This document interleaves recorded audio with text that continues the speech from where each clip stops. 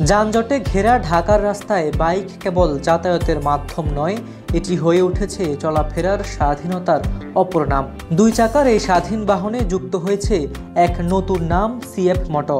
রাতে ফাঁকা রাস্তায় যখন বাইকটি গর্জে ওঠে, মনে হয় এটি যেন তরুণ প্রজন্মের বুকের ভেতরের গতি, উচ্ছ্বাস আর স্বপ্নের প্রতিফলন।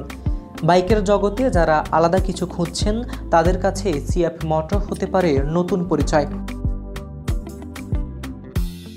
সিএফ মোটো একটি চীনা প্রস্তুতকারক কোম্পানি। 1989 সালে যাত্রা শুরু করা এই প্রতিষ্ঠান মোটরসাইকেল, এটিভি, ইউটিভি, স্কুটার সহ বিভিন্ন ধরনের পাওয়ার স্পোর্টস যান তৈরি করে।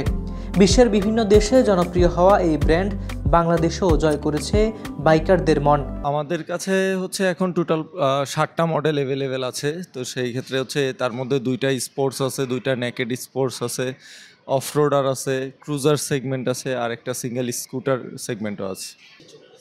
এখন পর্যন্ত 300 SR যে মডেলটি, ওইটা সবচেয়ে বেশি চলতেছে। আচ্ছা, সব কোম্পানির টপ সেগমেন্ট, টপ মডেলের প্রতি মানুষের এক্সপেকটেশন অনেক হাই থাকে।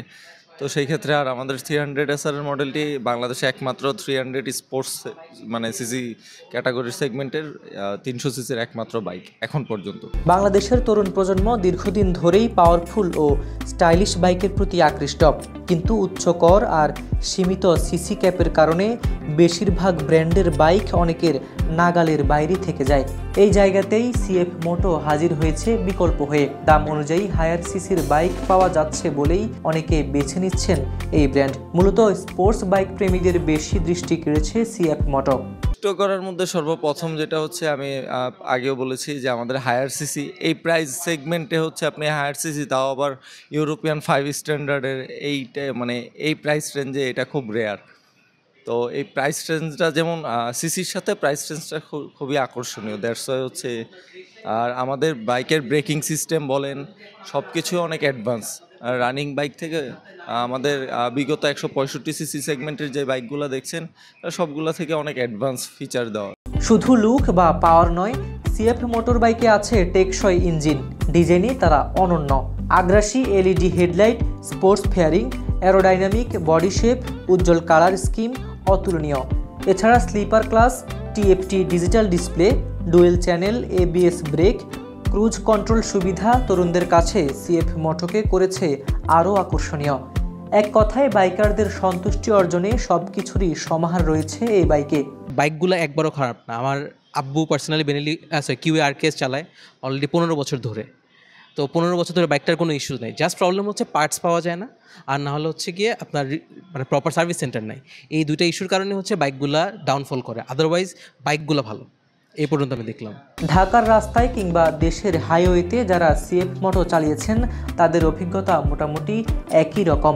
এই বাইকের শক্তি, স্টাইল আর আউটস্ট্যান্ডিং লুক যেন রাইডারদের আত্মবিশ্বাস বাড়িয়ে দেয় বহুগুণ। তবে ঢাকার রাস্তায় কিছু চ্যালেঞ্জ আছে। রিক্সা চালানোর সময় রিক্সা মাঝখান দিয়ে উড়ে চলে আসবে, আপনার বুঝবেনও না। আর থার্ড অফ অল গরম।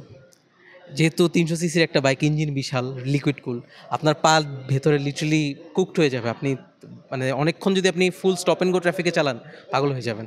বাট যদি আপনি একটু খালি রাস্তায় চালাতে পারেন, ফার্স্ট ক্লাস।